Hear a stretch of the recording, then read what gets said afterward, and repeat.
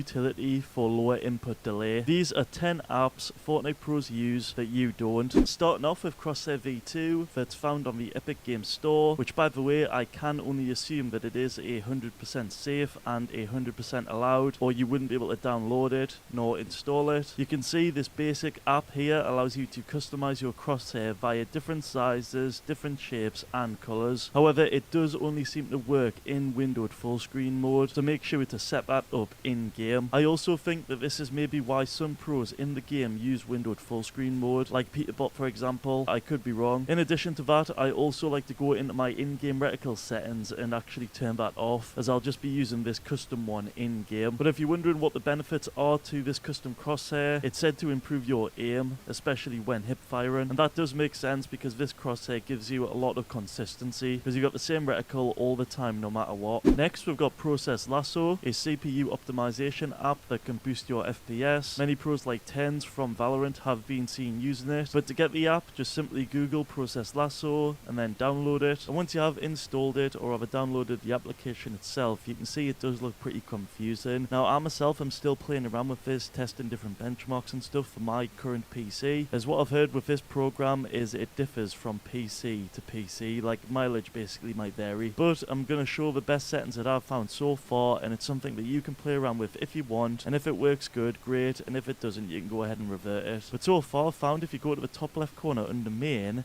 it's important that you have this checked, that's manage processes of all users, as well as pro balance.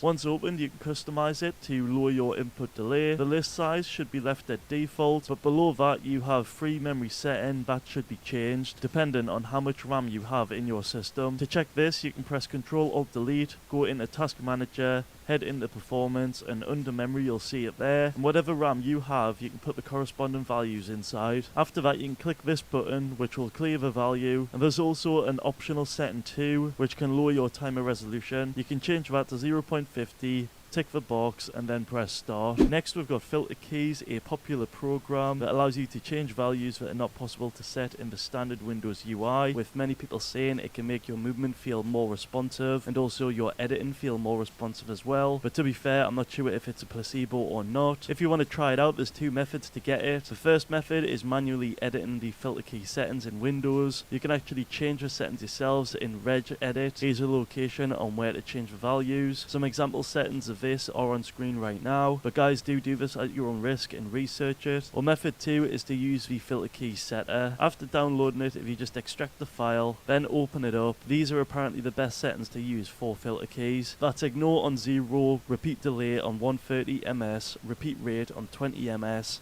flags on and available on. Again, do this at your own risk, and if you want more information / in-depth tutorial, check out the dedicated video I made all about it on screen. Next is NV Clean Install, an app that allows you to remove bloatware from your NVIDIA drivers. To set up, you just select whichever driver you want to use, and then simply select the components that you want to install with it. Next we've got keyboard software. In most, you'll find a setting called Set Actuation Points. A lot of pros tend to set this to the lowest one possible in order to get the fastest input. As you can expect, the lower this value is, the more sensitive it'll be, and the higher the value is, the less sensitive it'll be. So most pros tend to put this to the lowest one possible to get the fastest actuation point. You also may have a rapid trigger setting, and this basically eliminates the second slowest element in input latency with it. Next we've got keyboard software. In most, you'll find a setting called Set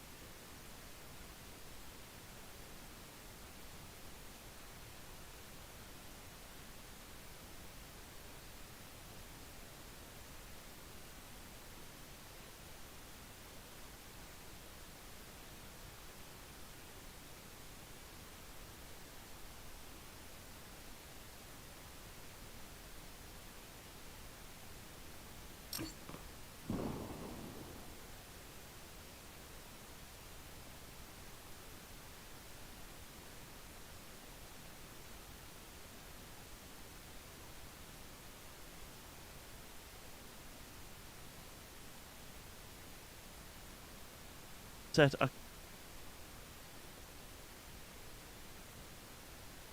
bloatware from your NVIDIA drivers. To set up, you just select whichever driver you want to use and then simply select the components that you want to install with it. Next, we've got keyboard software. In most, you'll find a setting